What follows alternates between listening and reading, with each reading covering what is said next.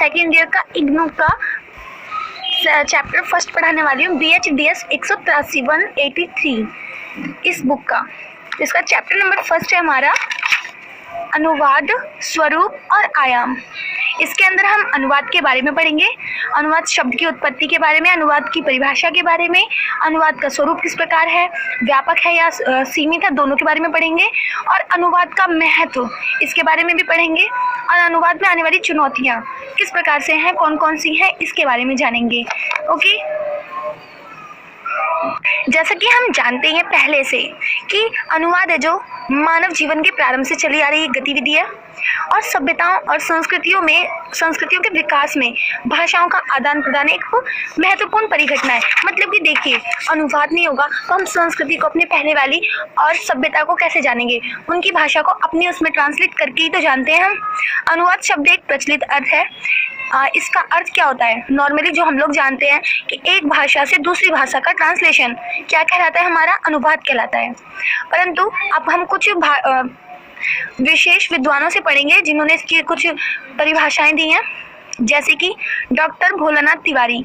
इनके अनुसार अनुवाद शब्द का संबंध वद धातु से है, वद धातु से, जिसका अर्थ होता है बोलना अथवा कहना। ओके, और वद धातु से प्रत्यय लगने से वाद शब्द बनता है और फिर उसमें अनुशब्द जोड़ने के बाद अनुवाद शब्द बन जाता है।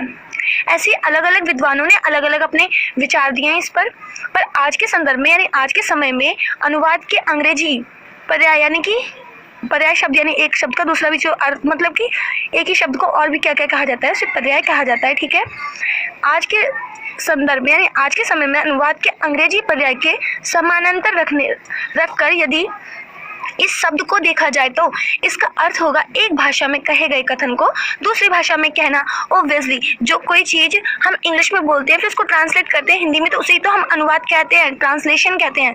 इसे भाषांतर भी कहा जाता है।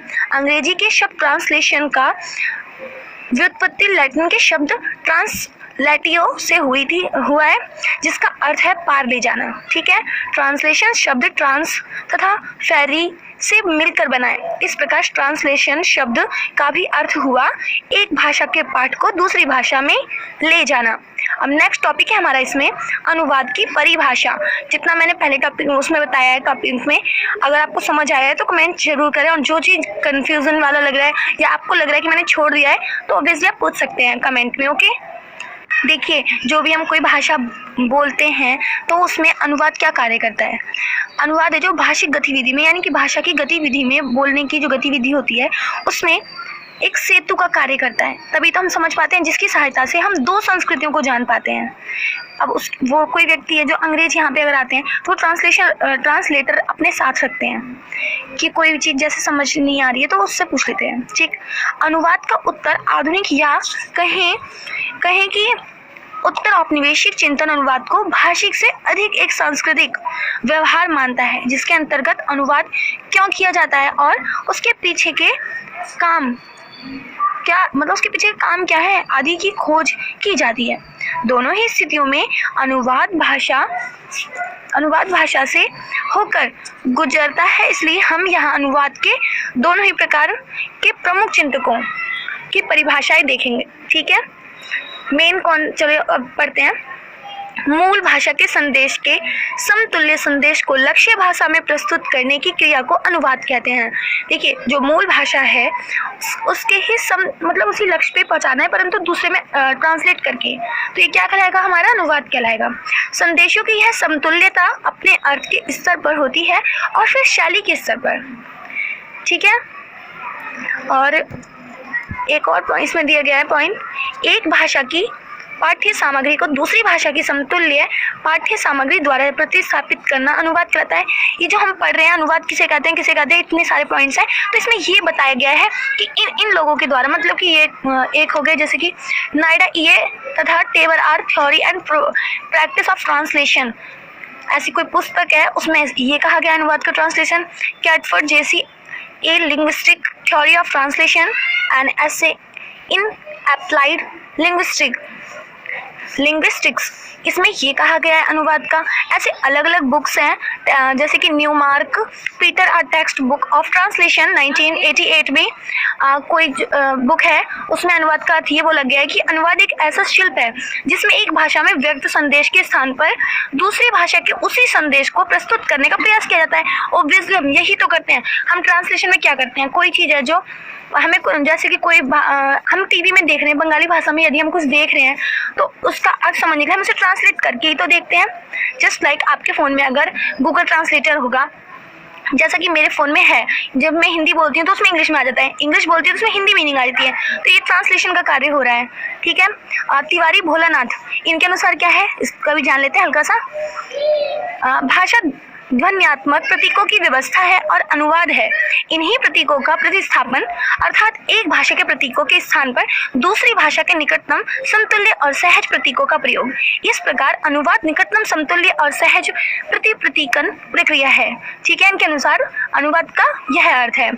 एक भाषिक गतिविधि के रूप में अनुवाद जहां दो भाषाओं और भाषाओं के माध्यम से दो संस्कृतियों के बीच संवाद है, वहीं उत्तर औपनिवेशिक अनुवाद चिंतन में अनुवाद की केंद्रीय इकाई संस्कृति है, जिसके माध्यम से विभिन्न संस्कृतियों के बीच अनुवाद के मूलभूत कारणों की पड़ताल करने की कोशिश की गई है।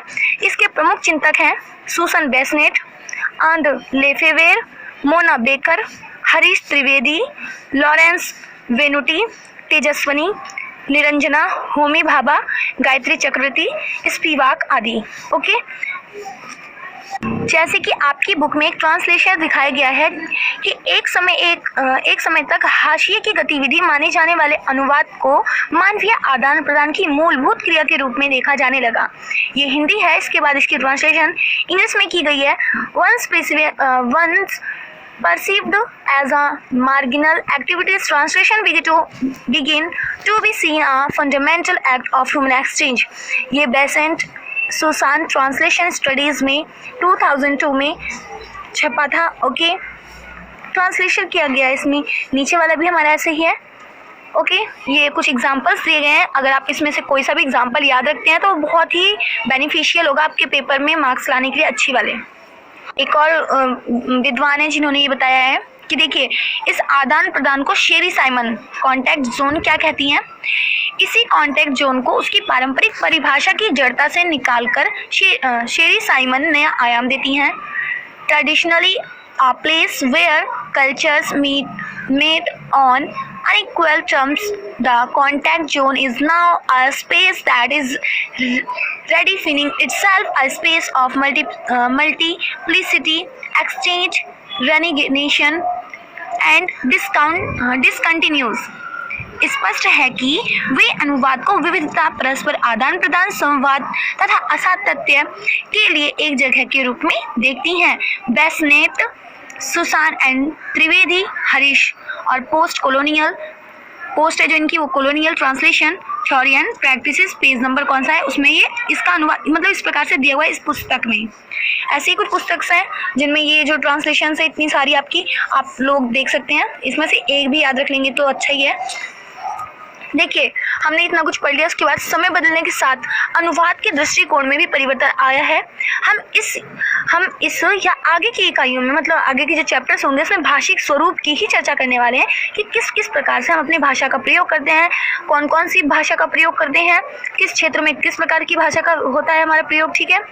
अनुवाद के स्वरूप पर विस्तार से चर्चा करेंगे, जिसके अंतर्गत अनुवाद के व्यापक तथा सीमित दोनों स्वरूपों की चर्चा होगी। अब नेक्स्ट पढ़ते हैं हम टॉपिक अनुवाद का स्वरूप किस प्रकार है। तो देखिए अनुवाद के स्वरूप पर बात करते हुए उसे मूलतः दो संदर्भों में देखा गया है, एक व्यापक और एक सीमित।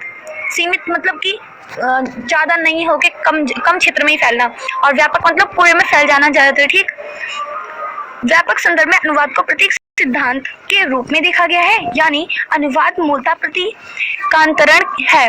वहीं सीमित संदर्भ में अनुवाद को एक भाषिक क्रिया माना गया है, जिसके अंतर्गत अनुवाद एक भाषा से दूसरी भाषा में अंतरण या भाषांतरण है। ओके। अब हम जानेंगे दो प्रकार के हमने अभी जाना, एक था अनुवाद का व्यापक संदर्भ और एक था अनुवाद का सीमित संदर्भ। अब व्यापक के बारे में जान लेते हैं थोड़ा सा। तो हम अनुवाद का स्वरूप के अंदर क्या पढ़ेंगे, अनुवाद के ही तीन वो पॉइंट्स बताए गए इसमें। देखिए एक मेज है जो, ठीक, देखिए जैसे कि एक प्रतीक विज्ञान की मूलभूत इकाई प्रतीक है, ठीक है। पियर्स एक है कोई विद्वान, उनके अनुसार, उनके मत अनुसार प्रतीक वह वस्तु है जो किसी के लिए किसी अन्य वस्तु के स्थान पर प्रयुक्त की जाती है। A sign is something that stands to somebody of something else in some respects और कैपेसिटी। उदाहरण के लिए अगर हम मेज पर विचार करते हैं तो मेज शब्द ना स्वयं मेज ना होकर मेज का प्रतीक मात्र है, जिसका चयन हमने उस वस्तु विशेष को पहचानने के लिए किया है, ठीक। और प्रतीक सिद्धांत के आधार पर रोमन जैकबसन ने भाषिक पाठ के अंतरण को 3 आधारों पर देखने का प्रयास किया है। भाषिक किसको? पाठ को। पहला अंतःभाषिक अनुवाद यानी इंट्रालिंगुअल ट्रांसलेशन, अंतर्भाषिक अनुवाद इंटरलिंगुअल ट्रांसलेशन, अंतर प्रतीकात्मक अनुवाद इंटर यानी सेमियोटिक ट्रांसलेशन, ठीक है। अब हम जानेंगे इन तीनों के बारे में, अंतर्भाषिक अनुवाद के बारे में, फिर अंतर्भाषिक अनुवाद के बारे में, फिर अंतर प्रतीकात्मक अनुवाद के बारे में। तो जो पहला है हमारा अंतर्भाषिक अनुवाद है, जो इसके अंतर्गत क्या है कि एक भाषा की प्रतीक व्यवस्था में व्यक्त पाठ को उसी भाषा की अन्य प्रतीक व्यवस्था में रखना अथवा प्रस्तुत करना क्या कहलाता है? हमारा अंतर्भाषिक अनुवाद कहलाता है। इसे हम अन्वयांतरण भी कहते हैं। इसका एक सटीक उदाहरण है संस्कृत में, जो संस्कृत के कुछ पाठ हैं उसमें उसकी टीकाएं, इसका जटिल उदाहरण है एक। नेक्स्ट है हमारा अंतर प्रतीकात्मक अनुवाद, ठीक है, जहां अंतर्भाषिक अनुवाद में प्रतीक 2 का भाषिक इकाई होना अनिवार्य है, वहीं अंतर प्रतीकात्मक अनुवाद में प्रतीक 2 यानी लक्ष्य पाठ भाषिक न होकर भाषेतर होता है। दूसरे शब्दों में अगर हम कहें तो इसमें भाषिक पाठ का अनुवाद भाषेतर इकाई में होता है। उदाहरण के लिए किसी उपन्यास या कहानी का फिल्म, नाटक या धारावाहिक में रूपांतरण कर दे, मतलब नाटक है उसको धारावाहिक में कर दो, ठीक है।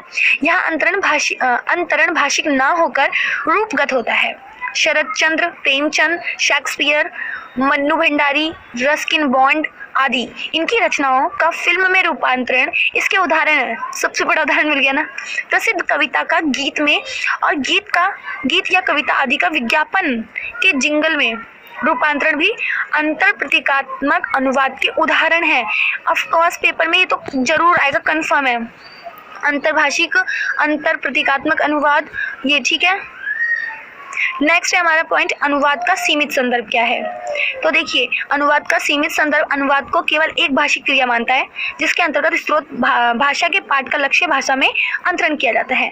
सीमित संदर्भ में अनुवाद के 2 आयाम माने गए हैं, पाठधर्मी अनुवाद, प्रभावधर्मी अनुवाद। पाठधर्मी अनुवाद क्या है इसके बारे में जानते हैं।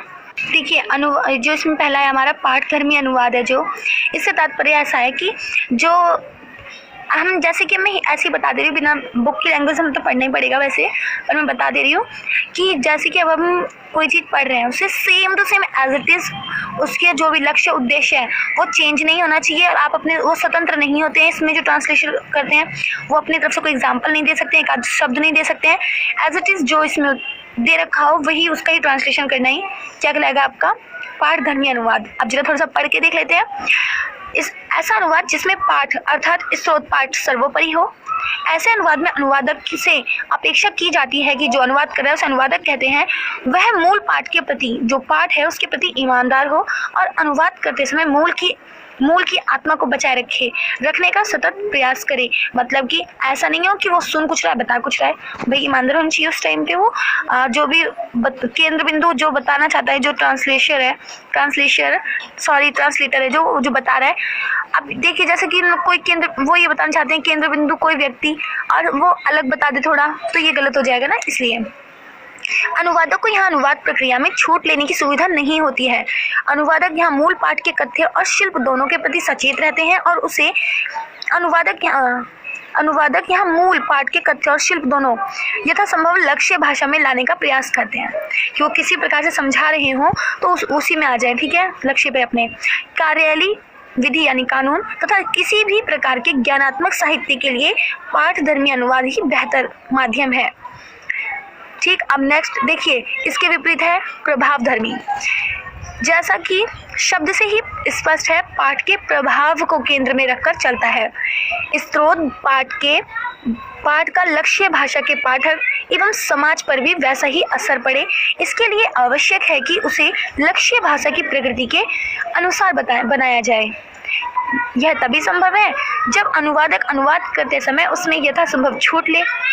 ठीक है, इसके लिए अनुवादक का दोनों संस्कृतियों का ज्ञान एवं समझ होना अपरिहार्य है। साहित्य के अनुवाद में, विशेषतः कविता के अनुवाद में प्रभावधर्मी अनुवाद किया जाता है। भाई देखो, कविता जो होती है छोटी छोटी लिखी होती है लाइंस, परंतु उसे हमें एक्सप्लेन करना पड़ता है, तो अच्छे से उस केंद्र बिंदु को ध्यान में रखते हुए तो हम उसे एक्सप्लेन करते हैं, कुछ एग्जाम्पल्स डालते हैं, तो ये उसमें छूट होती है प्रभावधर्मी अनुवाद में।